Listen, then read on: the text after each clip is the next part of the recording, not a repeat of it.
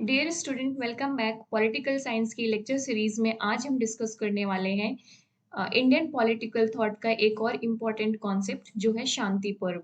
तो शांति पर्व ऑफ महाभारत में हम आज पॉलिटिकल आइडियाज पढ़ेंगे, वो पॉलिटिकल कॉन्सेप्ट पढ़ेंगे जो शांति पर्व में दिए गए हैं।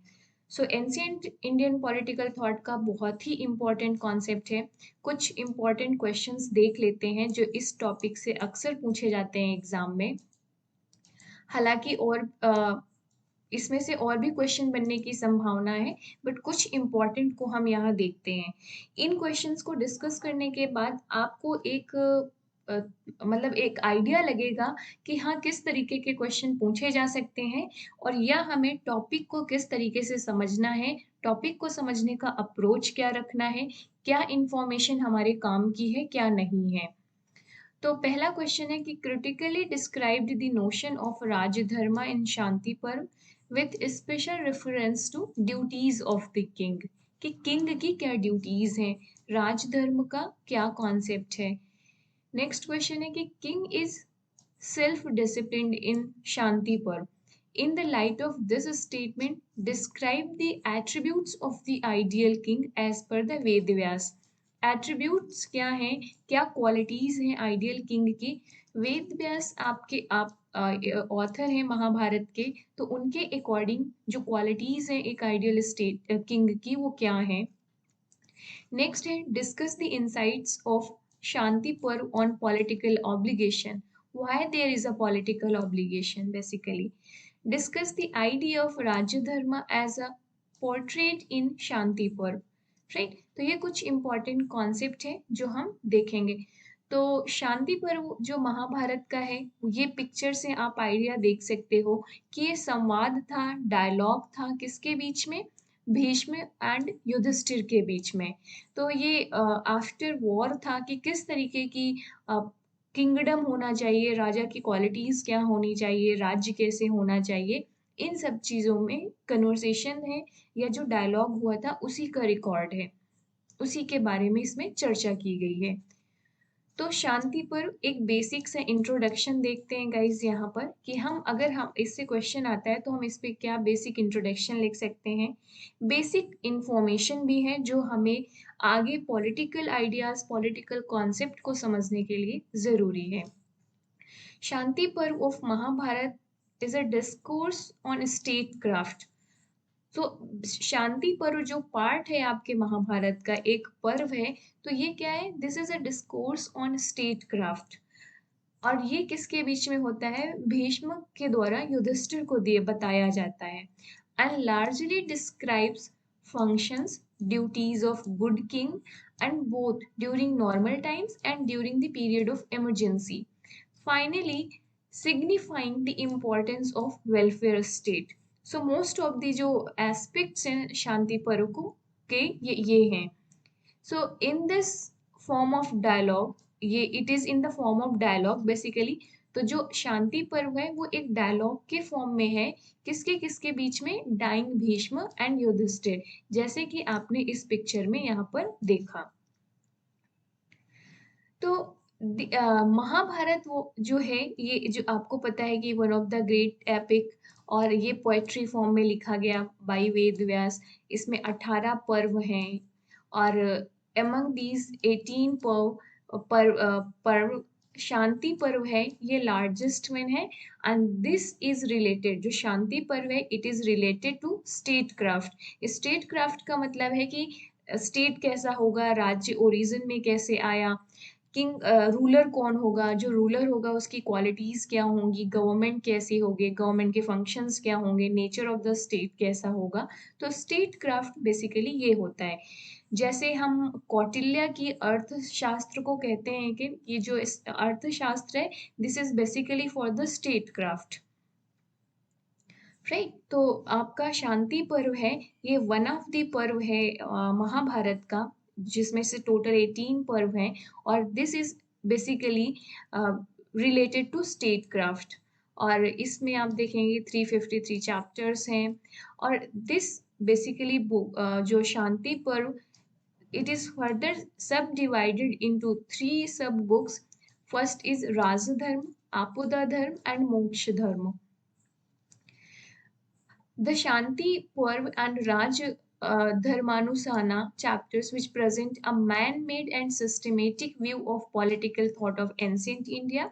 In the Shanti Parv of Mahabharat, दंडनीति आपको जो आइडियाज देखने को मिलेंगे, पॉलिटिकल आइडियाज बेसिकली वो क्या रहेंगे, जैसे आपको दंड नीति का कॉन्सेप्ट देखने को मिलेगा, राज्य धर्म के बारे में देखने को मिलेगा, शासन पद्धति के बारे में, मंत्री परिषद के बारे में, कर व्यवस्था मतलब जो टैक्स एंड ऑल है वो, इसके बाद से duties of the king, government system कैसा है, ये different organs of the government, ये सारी चीजें आपको देखने को मिलेगी। शांति पर्व बेसिकली हमने ये ऊपर देख ही लिया, और जो इसके 3 सब पार्ट है जो हमने यहाँ पे राजधर्म, आपदा धर्म, मोक्ष धर्म, उसी के बारे में है। राजधर्मा धर्मानुसाना, इसके बाद आपदा, इसके बाद मोक्ष। तो ये डिस्क्राइब करेंगे आपके वेरियस पार्ट को।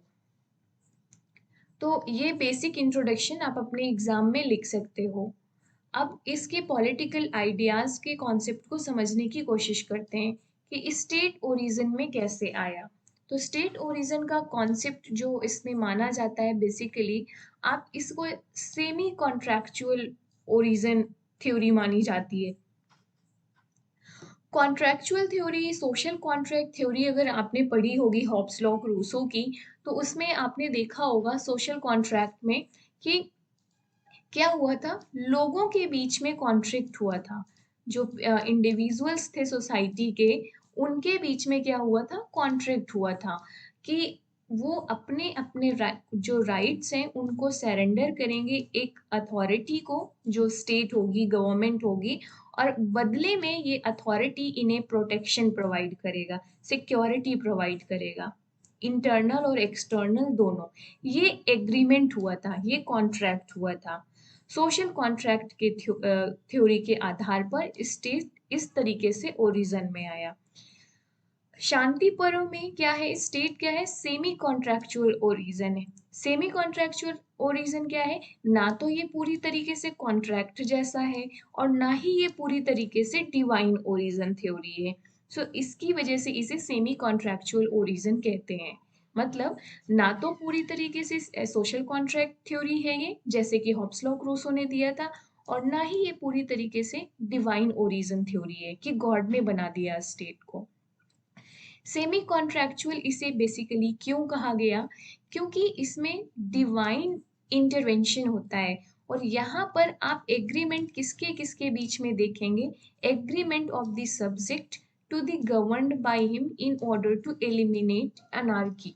मतलब स्टेट डिवाइन क्रिएशन है, नो डाउट, लेकिन ये एग्रीमेंट हुआ था, इट इज द जो ये डिवाइन क्रिएशन है बेसिकली स्टेट शांति पर्व के अकॉर्डिंग, ये डिवाइन क्रिएशन है, और डिवाइन क्रिएशन क्या है, एग्रीमेंट है किसके किसके बीच में, लोगों के बीच में और गॉड के बीच में।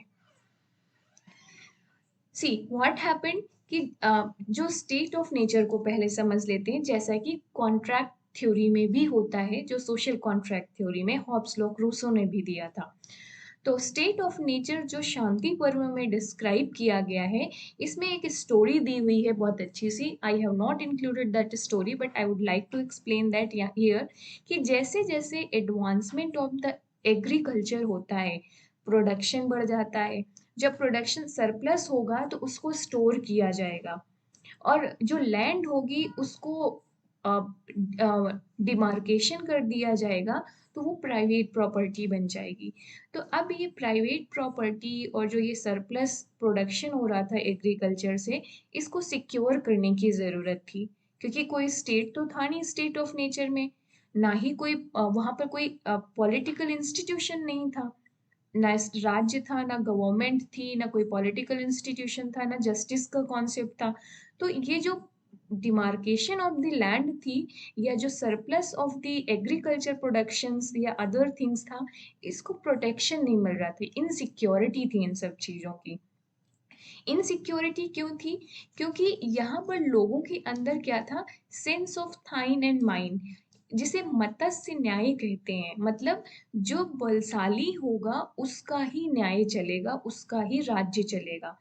तो अगर यहाँ पर क्या है, मान लीजिए पर्सन ए बलशाली है और पर्सन बी वीक है, तो ये पर्सन ए अपने बल के आधार पर जो बी का सरप्लस सरप्लस प्रोड्यूस होगा या जो इसकी प्राइवेट प्रॉपर्टी होगी उसको हथिया लेगा। तो बी की प्रॉपर्टी सिक्योर नहीं है, मत्स्य न्याय है, थाइन एंड माइन, यहाँ पे बलशालियों का रूल है। तो स्टेट ऑफ नेचर में क्या है, अब ये क्यों है, मत्स्य न्याय क्यों है, बलशालियों का रूल क्यों है, थाइन एंड माइन का कॉन्सेप्ट क्यों है? क्योंकि जब यहाँ पर ग्रीड बढ़ जाता है, लोभ बढ़ जाता है, जैसे जैसे सोसाइटी का डेवलपमेंट होता है, लोग मटीरियलिस्टिक इन नेचर हो जाते हैं।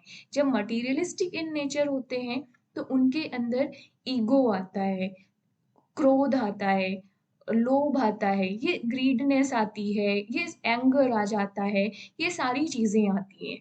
तो ये धीरे धीरे जो ह्यूमन नेचर है उसको डिग्रेड करता है, राइट, एविल्स आना शुरू हो जाती हैं। तो स्टेट ऑफ नेचर में ये सिचुएशन है। आपने हॉब्स के टाइम पे भी ऐसी ही कुछ देखी होगी।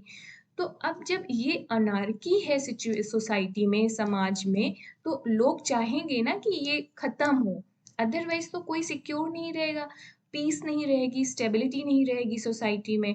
सो to achieve the peace and order in the society, इसकी नेसेसिटी फील हुई।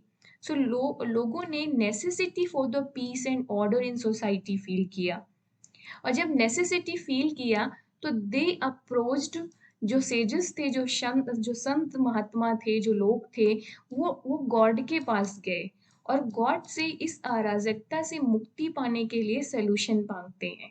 तो अब ये उन लोगों और गॉड के बीच में एग्रीमेंट हुआ कि ठीक है, गॉड किंग बना देते हैं, लेकिन आपको उसका ऑब्लिगेशन करना होगा, उसके उसको क्या करना होगा, उसके चीजों को फॉलो करना होगा, धर्म को फॉलो करना होगा, लॉ को फॉलो करना होगा, आपको टैक्सेस भी देने होंगे, कंट्रीब्यूट करना होगा, ऐसी चीजें।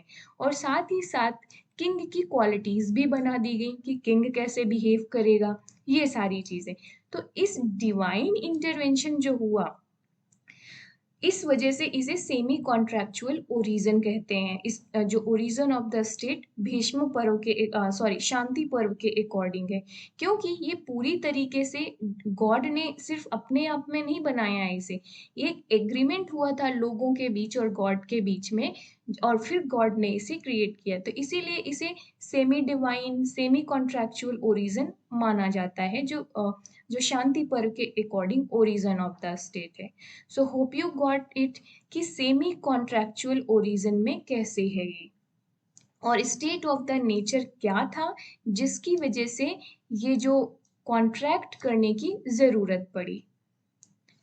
फर्दर अगर चला जाए तो देखेंगे आपकी जो शांति पर्व है, basically speculate at one place that people went in search of king. जैसे मैंने बताया कि स्टेट ऑफ द नेचर में मत्स्य न्याय था, जिसकी वजह से वहां पर एनार्की थी, इनसिक्योरिटी ऑफ द प्रॉपर्टी थी, और इसकी वजह से जो लोग हैं वो कहाँ जाते हैं, in order to, they are in search of a king in order to protect their property, families and varnas. See, सिर्फ प्रॉपर्टी का ही कॉन्सेप्ट नहीं था कि प्रॉपर्टी इनसिक्योर थी, फैमिली भी इनसिक्योर थी, इवन वर्नास इनसिक्योर थे। वहां पर mix up of casteism, mix up of varnas चल रहे थे।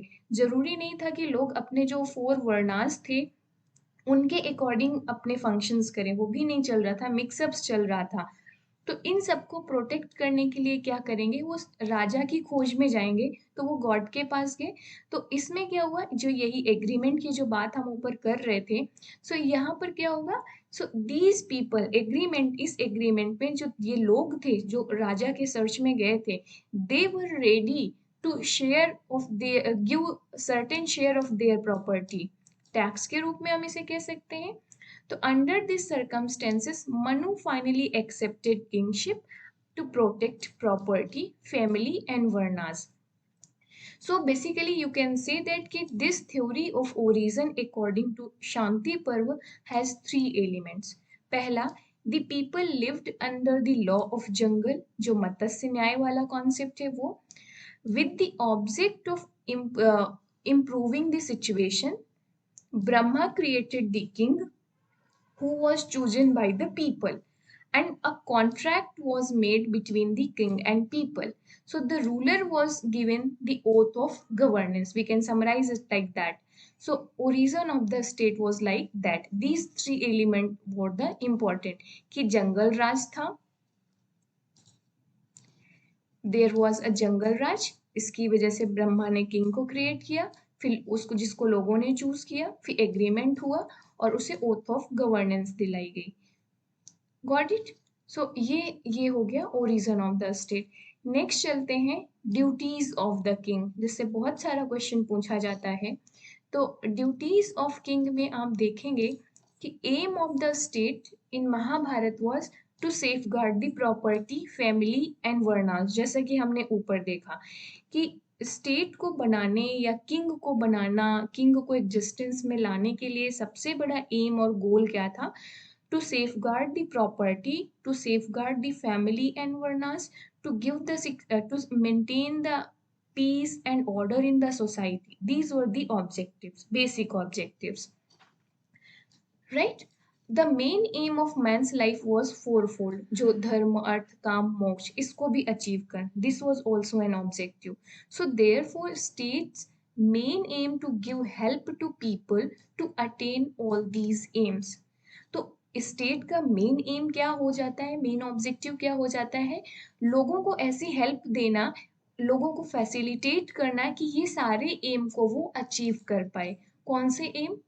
safeguard the property, family and varnas, maintain the law and order in the society, to achieve the dharma, अर्थ काम मोक्ष, जो फोरफोल्ड ह्यूमन बीइंग के पर्पस थे लाइफ के वो. तो इन सबको अटेन करने में स्टेट को हेल्प करनी थी पीपल की. तो अब जब इसको अटेन करना था तो उसी के अकॉर्डिंग जो किंग होगा उसकी ड्यूटीज भी रखी जाएंगी. जैसे कि आपका शांति पर्व का 59th चैप्टर डील करता है विद द दंड and danda niti. It states that god helped humanity to escape from the law of jungle, जो मत्स्य न्याय था, by giving it a king. मतलब किंग को बनाकर गॉड ने हेल्प की ह्यूमैनिटी की from the jungle raj. And king become a tyrant and enraged sages destroyed him with the supernatural powers and asked Prithu. Prithu के नाम पे आप देखेंगे कि पृथ्वी पड़ा हुआ है और उन्होंने रूल करने की का मतलब शपथ ली, ओथ ली according to principle of danda niti. सो शांति पर्व में आप देखेंगे कि 5 स्पेयर ऑफ एक्टिविटीज की बात की गई है कि जो orientation for a very good king के बारे में बात करते हैं. तो to be a very good king क्या वो 5 स्पेयर्स ऑफ एक्टिविटीज होनी चाहिए? पहला defence, second war, third is administration according to dharma, formulation of policies, promotion of the happiness of the people. These 5 sphere of activities are very important to be a very good king. Defence मतलब आप अपने लोगों को, उनकी property को security provide कर रहे हैं. वॉर के थ्रू एक्सटर्नल थ्रेट से सिक्योरिटी प्रोवाइड कर रहे हैं. एडमिनिस्ट्रेशन अकॉर्डिंग टू धर्मा हो रहा है, जिससे कि सोसाइटी में आप लॉ एंड ऑर्डर मेंटेन कर सकें. फॉर्मुलेशन ऑफ द पॉलिसीज, जिससे कि आप जो सोसाइटी है, जो लोग हैं, उनकी प्रॉपर्टी सेफ गार्ड कर सकें, उनकी फैमिली सेफ गार्ड कर सकें. जो वर्ण व्यवस्था है उसके हिसाब से लोग काम करें. जो फोरफोल्ड ऑफ द लाइफ है उसको लोग अचीव करने में फैसिलिटेट किया जा सके. लोगों का वेलफेयर किया जा सके, लोगों की हैप्पीनेस को प्रमोट किया जा सके. ये सारे एक्टिविटीज होने चाहिए. सो इसके लिए a king should be generous, modest and pure. The king should never refuse the performance of his duties towards his subject. The protection of people from outside ecological threats and internal enemies is preeminent duty of the power in political system, right? So these should be the qualities. Further अगर qualities को हम देखें तो as a government के रूप में देखते हैं गवर्नमेंट के बारे में, तो शांति पर्व में आप देखेंगे कि जो राजधर्म है, जैसे कई बार क्वेश्चन में आप देखा ना था ना कि राजधर्म का क्या जो नोशन है उसका क्या मीनिंग है। सो राजधर्म जो शांति पर्वों में मीनिंग है, हालांकि जैसे राजधर्म इसके बाद दंड नीति धर्म, इनके बहुत सारे मीनिंग्स निकाले जाते हैं, इनको अलग अलग तरीके से एक्सप्लेन किया गया है, इंटरप्रिटेट किया गया है। लेकिन शांति पर्व में जो राजधर्म को अंडरस्टूड किया जाता है as the duties and obligation relevant to the political and administrative activities of a king. So rajdharma क्या है? राजधर्म बेसिकली उन सारे ड्यूटीज और ऑब्लिगेशन से रिलेटेड है, या राजधर्म ड्यूटीज और ऑब्लिगेशन को इंक्लूड करता है जो राजा से रिलेटेड है, जो पॉलिटिकल एंड एडमिनिस्ट्रेटिव एक्टिविटीज से रिलेटेड है, जो राज्य से रिलेटेड है, जो गवर्नमेंट से रिलेटेड है, right? So through the government peace law and order essential to maintain in the state. The main work of government is the happiness of the people. Ensuring to provide justice is the other aim of the government, and in the state king is the head of the government. State में जो king है he is the head of the government. तो ये जो सारे duties और obligation है, जैसे कि happiness of the people, justice, law and order, peace, ये सारे काम कौन करेगा? राजा करेगा। तो फर्दर ये ड्यूटीज और ऑब्लिगेशन राजा के हो जाते हैं। So king was the real executive according to Shanti Parva, क्योंकि हेड ऑफ द गवर्नमेंट हो गया, राजा के अनुसार ही चलेगी सारी चीजें। So he has to perform executive functions as established by dharma. The king was both an appointing and removal authority. The Shanti Purva suggests to appointment of the ministers by the king, and he has to keep in views one's long administrative experience, मतलब code of conduct. तो जब राजा appointment करता है ministers का, तो उसे किस basis पे अपॉइंट करना चाहिए मिनिस्टर्स को? कि उनकी योग्यता के आधार पर, उनकी क्वालिटीज के आधार पर, उनकी मेरिट्स के आधार पर करना चाहिए, राइट? जैसे कि कोड ऑफ कंडक्ट कैसा है, एडमिनिस्ट्रेटिव एक्सपीरियंस कैसा है। So in interstate relation, it was duty of the king to appoint ambassadors को, जासूसों को, डिप्लोमेट्स को अपॉइंट करे, जिससे कि अपने जो ये इंटरस्टेट रिलेशन, अभी हम डिटेल में अलग से पढ़ेंगे इनके कॉन्सेप्ट को। यहाँ पर हम राजा की ड्यूटी क्या है, गवर्नमेंट के फंक्शन क्या है, उसके बेसिस पे पढ़ रहे हैं। अभी इंटरस्टेट रिलेशन को हम डिटेल में समझेंगे। तो ये सारा अपॉइंट करना भी राजा की ड्यूटी है। So it was his duty to get information about the defense of the state. तो अगर आप एम्बेसडर्स रखोगे, डिप्लोमेट्स रखोगे, जासूस रखोगे, तो इससे क्या है, आपको इंफॉर्मेशन मिलेगी, और आप इंफॉर्मेशन मिलेगी, आप डिप्लोमेसी कर पाएंगे, तभी तो अपने राज्य की सुरक्षा कर सकते हैं ना, कि कौन सा राजा आप पे चढ़ाई करेगा, आक्रमण करेगा, कौन क्या चीज हो, कहाँ वॉर होने वाला है, क्या चीजें होने वाली हैं, कहाँ इनस्टेबिलिटी होने वाली है। तो अगर राज्य की सुरक्षा करनी है, डिफेंस ऑफ द स्टेट को अगर अचीव करना है, तो राजा को चाहिए कि वो इंफॉर्मेशन इकट्ठा करे with the help of ambassadors, with the help of diplomats, with the help of your ये जो भी जासूस को आप बनाएंगे, लगाएंगे।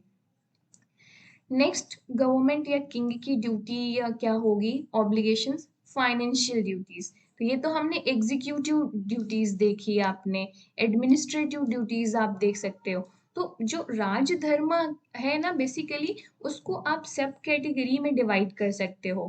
पॉलिटिकल ड्यूटीज क्या है, एडमिनिस्ट्रेटिव ड्यूटीज क्या है, एग्जीक्यूटिव ड्यूटीज क्या है, फाइनेंशियल ड्यूटीज क्या है राजा की। तो फाइनेंशियल ड्यूटीज में क्या है कि realise 1/6 tax from the subject. उनको क्योंकि प्रोटेक्शन दे रहा है, तो सब्जेक्ट जो प्रजा है, जो लोग हैं, वो 1/6 टैक्स देंगे। On this ground king has been treated as the servant of the people, but obvious है राजा को बनाया ही किस लिए गया था, with this aim and objective ना, कि वो सिक्योरिटी करेगा लोगों की, उनको सुरक्षा प्रदान करेगा।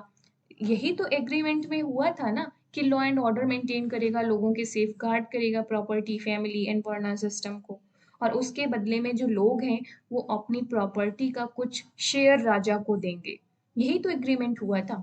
तो फाइनेंशियल ड्यूटीज राजा की क्या है, टैक्सेस से रिलेटेड। इसके बाद से आप देखेंगे कि सेफ करे लोगों की प्रॉपर्टी को फ्रॉम द एक्सटर्नल थ्रेट। इसके साथ साथ वेलफेयर ड्यूटीज क्या है, तो वेलफेयर ड्यूटीज में आप देखेंगे यस, तो फाइनेंशियल ड्यूटीज में आप ट्रेड एंड कॉमर्स का भी पॉइंट ऐड कर सकते हैं, कि जो ट्रेड एंड कॉमर्स है उसके लिए जो स्टेट है, जो राज्य है, उसकी इकोनॉमिक जो प्रॉस्पेरिटी बने, इकोनॉमिक ग्रोथ हो, ट्रेड एंड कॉमर्स अच्छा हो वहाँ पर, ये सब भी कौन इंश्योर करेगा, राजा इंश्योर करेगा। सी, जब सोसाइटी में, समाज में स्टेबिलिटी होगी, पीस होगी, तभी तो ट्रेड एंड कॉमर्स ग्रो करेगा। और जब ट्रेड एंड कॉमर्स ग्रो करेगा, बूम करेगा, तो इकोनॉमिक प्रॉस्पेरिटी होगी ना स्टेट की। तो ये सारे फैसिलिटेट करने की जिम्मेदारी किसकी है, राजा की जिम्मेदारी है। मर्चेंट्स को हारमोनियसली ट्रीट करना। फिर इसके बाद welfare duties related to policies, लोगों की फाइनेंशियल असिस्टेंस करना, रोड बनाना, राइट। जैसे कि ड्रॉट या फ्लड, फेमाइन, जो इमरजेंसी वाले पीरियड्स आएंगे उस टाइम में प्रजा की हेल्प करना, उनको फाइनेंशियल असिस्टेंस प्रोवाइड करना, ये सब वेलफेयर ड्यूटीज में आ जाएंगे। तो हमने देखा कि कैसे राजा की जो ड्यूटीज हैं, या जो राजधर्म है, राजधर्म जिसमें राजा की ड्यूटीज और ऑब्लिगेशन की बात करेंगे हम, उसको आप कैसे फर्दर सब ग्रुप में डिवाइड कर सकते हैं। अब बात आती है जस्टिस और दंड नीति की। तो यहाँ पर आप क्या पाएंगे कि दंड नीति जो ये टर्म है जो महाभारत में यूज किया गया है, जैसे जो शांति पर्व में यूज किया गया है महाभारत के, तो इसका मीनिंग है साइंस ऑफ कोहर्सन। दंड का मतलब समझते होंगे कि दंड मीन्स फोर्स, राइट। तो दंड नीति क्या है, this is basically science of coercion, force का यूज कैसे किया जाए, कब किया जाए, ये है। सो दिस, अगर आप इसको पूरा होल एक कॉम्प्रिहेंसिव में समझना है दंड नीति को, so this is basically you can say that science of governance. So danda niti के हेल्प से ही तो आप गवर्नेंस कर सकते हैं। So it destroys every evils as the sun destroys the darkness. तो दंड नीति जो साइंस ऑफ कोहर्सन है, साइंस ऑफ गवर्नेंस है, इसको कंपेयर किया गया है किसके साथ में, सन के साथ में। जिस तरीके से सूर्य, जिस तरीके से सन डार्कनेस को डिस्ट्रॉय करके रोशनी फैलाता है, उसी तरीके से जो दंड नीति है, ये इविल्स, जो बुराइयां होती हैं समाज में, उनको खत्म करता है, राइट। तो ये सारी चीजें भी आप मेंशन करिएगा कि दंड नीति क्या है। तो फर्दर अगर देखें तो इम्पोर्टेंस ऑफ दंड नीति, मतलब भीष्म ने, जो भीष्म पितामह ने अपने संवाद के दौरान, अपने डायलॉग के दौरान जो वो युधिष्ठिर से कर रहे हैं, तो उसमें दंड नीति की इम्पोर्टेंस को समझाया है कि दंड नीति कितना इम्पोर्टेंट है।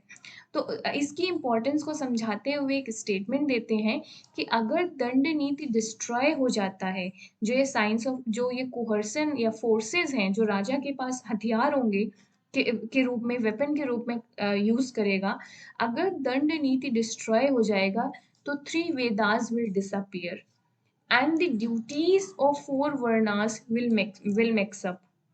सो इतना बड़ा कॉन्सिक्वेंसेस, इतने बुरे परिणाम होंगे अगर दंड नीति को डिस्ट्रॉय कर दिया जाता है, दंड नीति का सही प्रयोग नहीं किया जाता। तो it would be like that कि अगर दंड नीति is destroyed, the three Vedas will disappear and duties of four Varnas will mix up. So this is how the Bhishma Pitama has shown the importance of Danda Niti by giving this statement. Okay, guys. So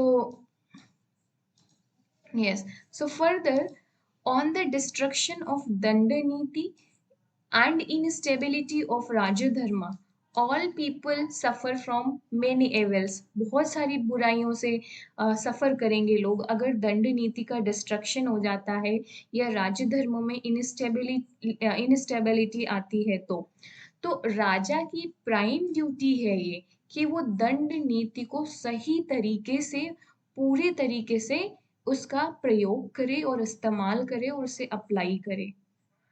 So application of Danda Niti is very important according to Shanti Parv.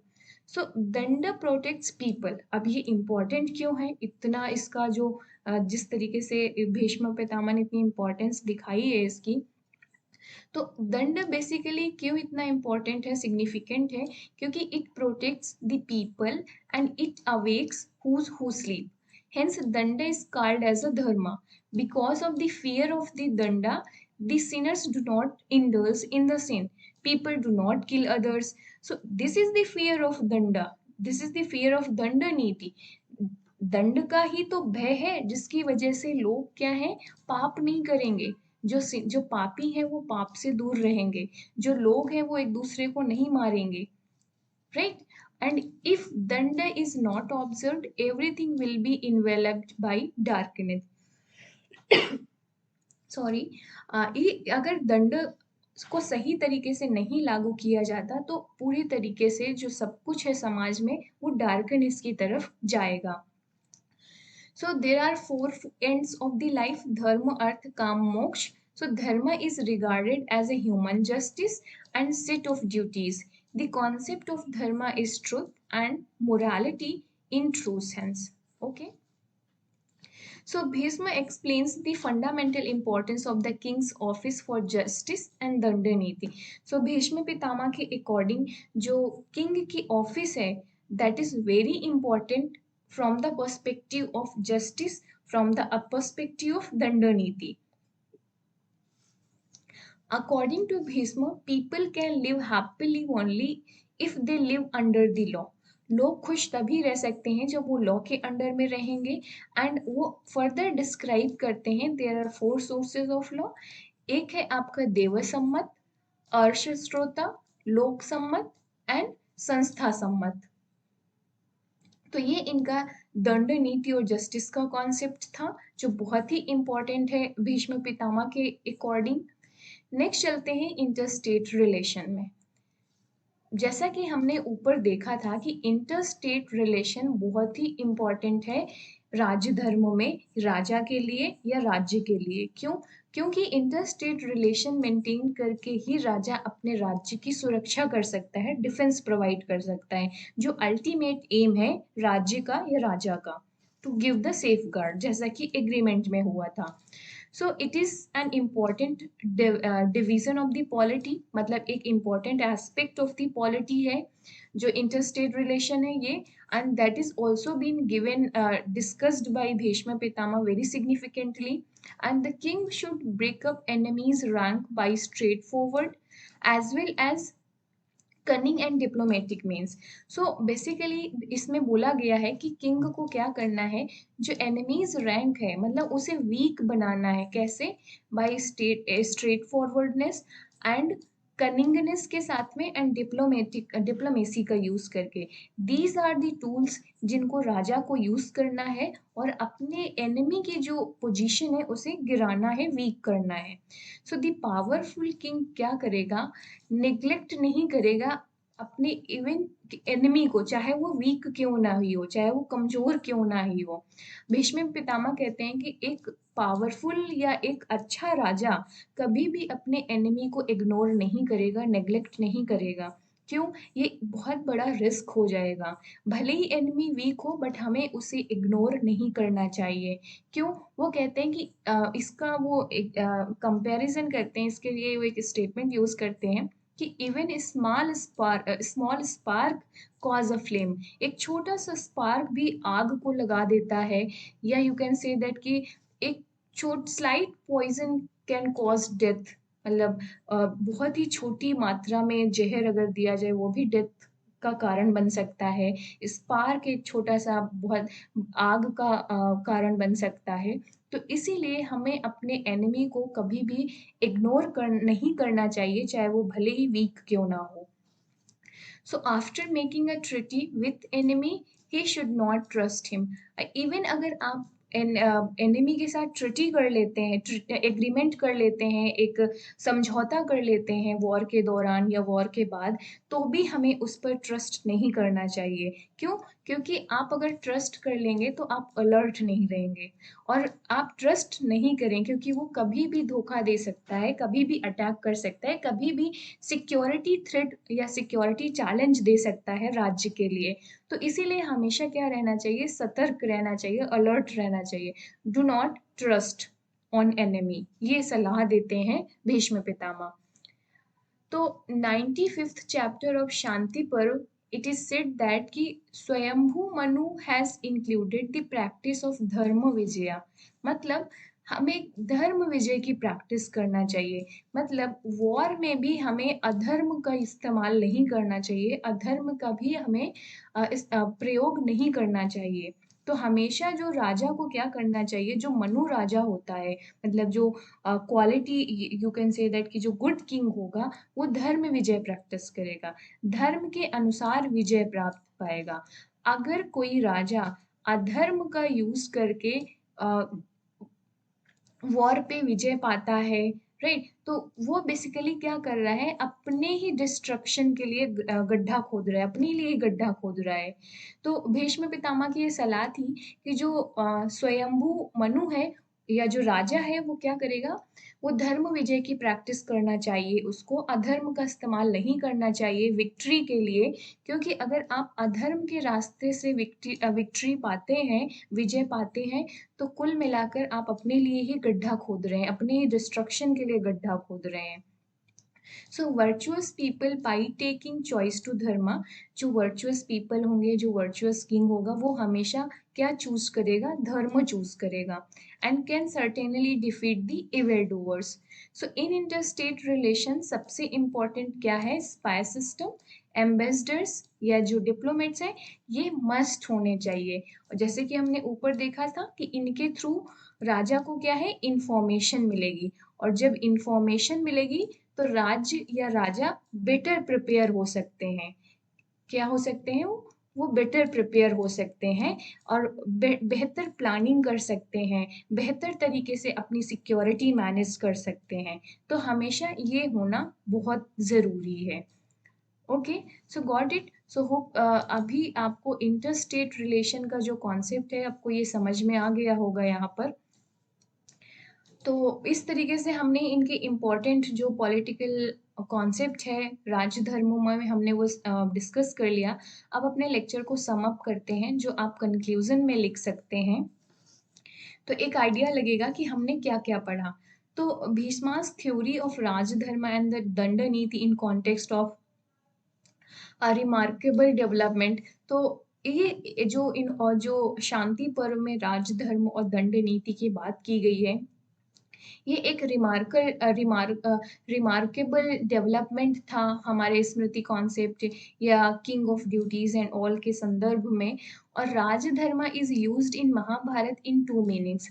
One is the royal duties, मतलब राजा की duties, and political duties, जिसे दंड नीति से जोड़ा गया है, right? So in later sense confirmed by the fact that one whole section of Shanti Parv dealing with the rules relating specifically with the art of government कैसे होना चाहिए, जिसे राजधर्मानुशासन कहेंगे।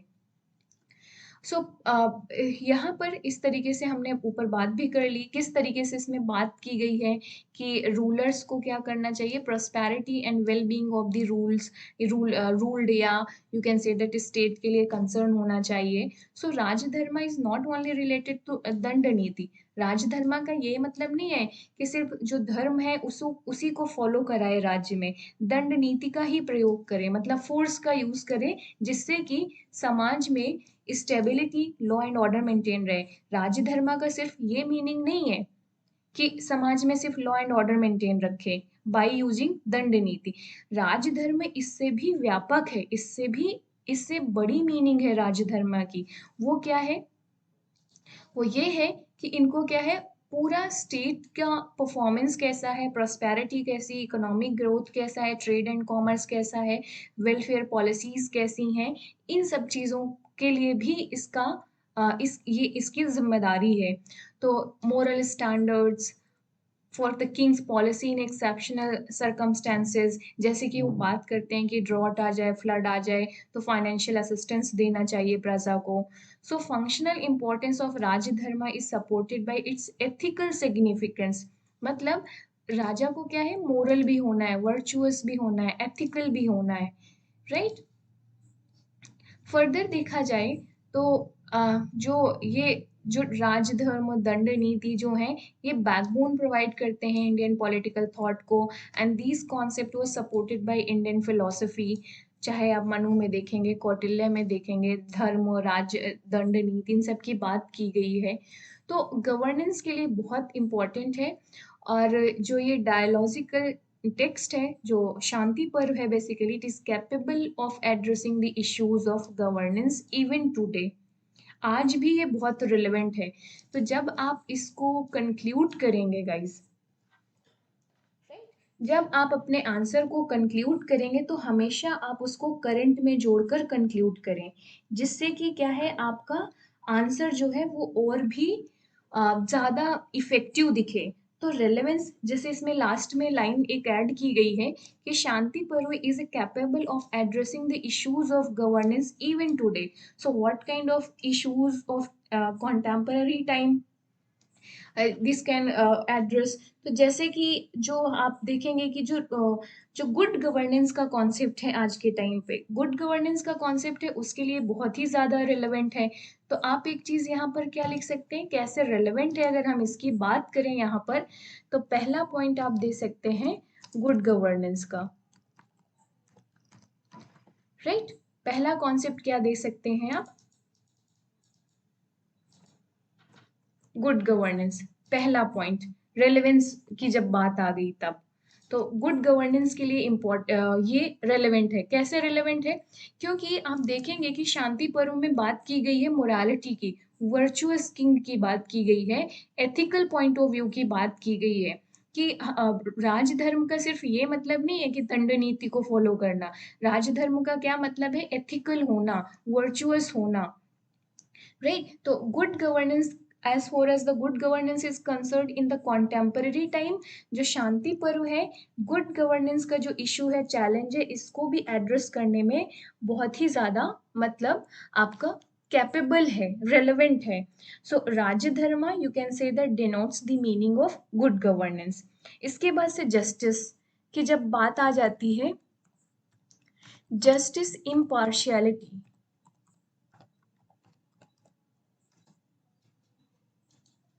राइट। अगर जस्टिस की बात की जाए, तो जस्टिस, इम्पार्शियलिटी की बात की जाए, तो आप देखेंगे कैसे बात की जाती है कि framing the just law, just law होना चाहिए जो मेंटेन करे peace and order in the society, जो दंड नीति है वो। फिर इसके बाद से modern political principle of rights, equality, liberty, justice, ये सब इनहेरेंट है राजधर्मों में। और आप देखेंगे कि कैसे ये एप्लीकेबल है आज के टाइम पे भी।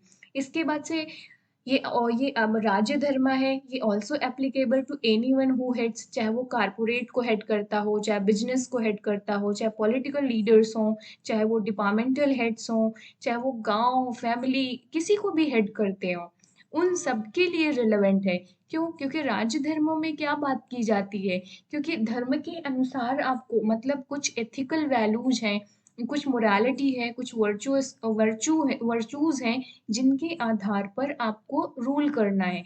तो फैमिली में भी, चाहे कोई भी जो हेड ऑफ द फैमिली होता है, उस पर भी एप्लीकेबल है। बिजनेसमैन, जो कारपोरेट वर्ड है, वहां पर भी एप्लीकेबल है ये। पॉलिटिशियंस में एप्लीकेबल है। आज के टाइम पे जैसे पॉलिटिकल लीडर्स इतने करप्ट हो गए हैं, ब्यूरोक्रेसी में इतना करप्शन है सोसाइटी में, तो इन सब में भी रिलेवेंट है, इस तरीके की चीज़ें कर सकते हैं। तो happiness, prosperity, welfare of the people, या मार्जिनलाइज्ड सेक्शंस, इनइक्वालिटी को दूर करना, इन सब में ये overall you can say that कि जो डेमोक्रेसीज हैं उनमें ये बहुत हद तक रिलेवेंट है। तो ये हो सकता है इसका एक इम्पॉर्टेंट, जब भी आप दिखाएँगे शांति पर्व का रिलेवेंस, आप एंड करेंगे अपने आंसर को, कंक्लूड करेंगे, तो आज के टाइम पे शांति पर्व के जो थॉट्स हैं, जो आइडियाज़ हैं, वो कैसे रिलेवेंट है, इसके साथ ही आप अपने आंसर को कंक्लूड करोगे। तो उसको गुड गवर्नेंस से जोड़ देना, जस्टिस से जोड़ देना, इसके बाद से जो हेड्स होते हैं, चाहे वो बिज़नेस कॉर्पोरेट वर्ल्ड के हेड हों, चाहे पॉलिटिशियंस हों, उनके साथ जोड़ देना इसे। इसके बाद से जो जस्टिस, इम्पार्शियलिटी की बात होती है, उस पे जोड़ देना। Peace and order in the society, ये तो हमेशा ही रिलेवेंट रहेगा। आज के टाइम पे भी हम चाहेंगे ना कि सोसाइटी में पीस एंड हार्मनी बने रहे। हम क्यों कम्युनल हार्मनी की बात करते हैं? अभी बीच में हिंदू-मुस्लिम जो चीज़ें चलती हैं, कितना सोसाइटी में डिस्टर्बेंस क्रिएट होता है, communal violence, communal haters create होते हैं। तो यहाँ पर आप कम्युनल हार्मनी की बात कर सकते हैं। राइट? तीसरे नंबर पे आप कम्युनल हार्मनी की बात कर सकते हो। तो ये बहुत ही इम्पोर्टेंट कॉन्सेप्ट हैं, जिसके साथ आप कैस जोड़कर आप ये कह सकते हो कि जो शांति पर्व के कॉन्सेप्ट हैं वो आज भी रिलेवेंट हैं। आज के जो इश्यूज़ हैं गवर्नेंस के, जैसे जो एथिकल गवर्नेंस का इश्यू है, उसमें भी ये रिलेवेंट है। इवन साइबर के साथ आप इसे जोड़ सकते हो। जैसे साइबर एथिक्स की बात की जाती है ना, कि आजकल देखो ना कितना आसान होता है सोशल मीडिया में किसी को डिफेम करना, किसी के बारे में हेट फैलाना। तो आप अगर आप एथिकल या मोरल वैल्यूज़ वहाँ पर भी अप्लाई करोगे, तो वो यहाँ पर भी एप्लीकेबल है। और तो ये था आज का लेक्चर गाइस। होप सो शांति पर्व आपको समझ में आया होगा कि ये कैसा है। मैंने कोशिश की थी कि इसके मैक्सिमम जो डायमेंशन है उसको मैं कवर कर पाऊँ, और अगर कोई रह गया हो तो उसको हम फिर कवर कर लेंगे उसे किसी भी उस पे एक दिन। तो मुझे कमेंट करके बताना कैसा लगा आपको, मुझे फीडबैक ज़रूर देना गाइस कि आपको कैसा लगा, और नेक्स्ट वीडियो आपको किस टॉपिक पे चाहिए इस पर भी कमेंट करके बताना। सो जो स्टार्टिंग में क्वेश्चंस दिए गए थे उनको भी प्रैक्टिस कर लेना आप थोड़ा बहुत। और ठीक है, फिर लेक्चर को यहीं पर एंड करते हैं। Thanks for watching, see you in the next video. तब तक के लिए bye bye, take care, and yes, keep learning, keep exploring.